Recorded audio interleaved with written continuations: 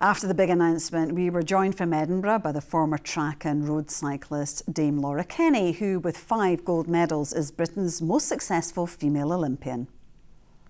So how excited are you, Laura, that the Tour de France is going to be starting in Edinburgh? I mean, I'm so excited. For someone who's followed the race for so long, like my family used to take me over to France to watch the final stage in Paris.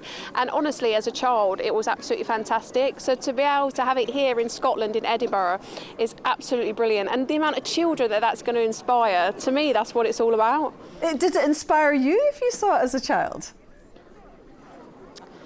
Oh, yeah, well, so I mean, for me, obviously, every sort of sporting event that we went to, any live sporting event, for me, I feel like that is what inspired me, because, you know, that typical saying of you've got to see it to believe it, that is true. Like, I totally believe in that. And, like, I try and take my kids to sporting events because I think if they see it, they actually start to think, hang on a minute, these people can actually do this, so can I? And so, of course, it inspired me. Any live sporting event, I would say, inspired me.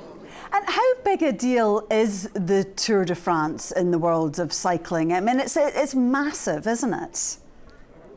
I mean, just not even in the world of cycling, I would say just in the world of sport in general. It's one of the biggest sporting events in the world. It's the most well-known cycling event in the world. Like, you don't have to ask too many people, to stop many people, in the street and say, have you heard of the Tour de France? And they'll say yes. Like, it is one of the most incredible, fascinating bike races that we could possibly have here in the UK. I mean, it's just an incredible feat of endurance and resilience, isn't it? Oh, I mean, honestly, I don't know how they do it, in all honesty. You only get 2 rest days in 3 weeks. I mean, it's absolutely crazy what they put their bodies through.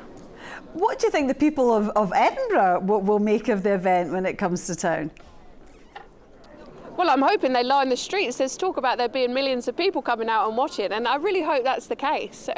Like, the city here is just so beautiful, and I think we're going to really showcase Edinburgh in its finest. I mean, the sun was shining on the place today, and it looked absolutely wonderful. And like, even just around the city itself, you've got hills, you've got cobbles, you've literally got a bit of everything that the Tour de France normally has. And so I think it's just the perfect host for the start of the tour.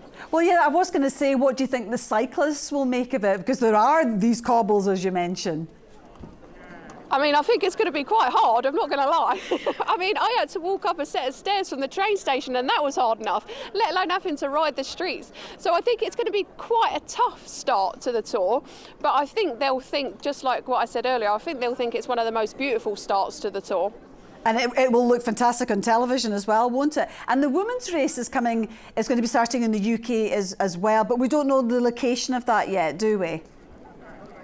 No, so we don't know where it starts, but it's actually the first time that both the Tour de France and the Tour de France Femme are actually starting in the same place outside of France. So to have them both here in the UK, I think is absolutely brilliant. And we saw what happened when the Lionesses, obviously in the Euros, and that was in Britain.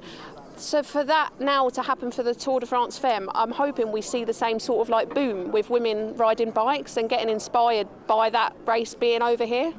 The UCI Championships took place in Glasgow in 2023. Scotland and the UK are becoming really important venues for cycling. I mean, not even just cycling, like, honestly, they're hosting the Commonwealth Games. Like, they took that on when Australia said that they didn't want it. I think Scotland are really showing that they can seriously host a sporting event, and they do it so well. I mean, I was lucky enough that in 2014, I was part of the Commonwealth Games team that came to Glasgow, and it was absolutely brilliant. Like, it showcased the Commonwealth Games in such a brilliant light, and every sporting event that Scotland bring and host has the same feeling, it has the same atmosphere. It's just so well run, and it's just so brilliant. So they've done it again, like they're putting their hands up for another event, and I just think it's fantastic being able to have it here. And as you say, any event that gets lots of publicity and kids can see taking place, you know, on their doorstep, that's really going to inspire another generation, isn't it? And that's what it's about for me. I mean, for those children who will line the streets, you know, the schools will get involved, they'll get the children out, they'll get them watching. That's how you inspire the next generation. Like, live sport to me is what I truly believe in inspires those children, because you're so close to your superheroes when you're watching a bike race. You're literally within touching distance of them. And that is what they'll remember. They won't remember who won the bike race. They'll remember standing on the side of the road cheering on the people that they love the most. Okay, well, Laura, thanks so much for joining us. Can't wait for it to happen in a couple of years' time. Thanks very much. Thank you.